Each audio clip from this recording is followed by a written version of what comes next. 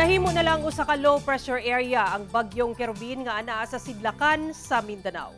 Sumala sa pag-asa mihinay ang bagyong Kerubin ug nahimo na lang low pressure area kaganinang alas 2 sa hapon.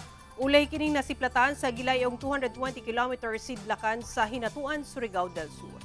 Sumala sa pag-asa bisan LPA na lang posibleng tabukon gihapon niini ang Mindanao, Sulusi ug Palawan. Pagtabok sa kayutaan, posibleng mokusog kini balik ug mahimong bagyo samtang anaa sa West Philippine Sea. Apan posible sab nga mausab ang lihok ug gikusgon sa mong LPA sa mga mosunod nga adlaw.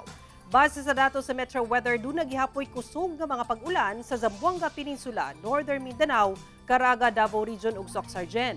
Para mag-igmat sa hulga sa pagbaha o pagdahili sa yuta.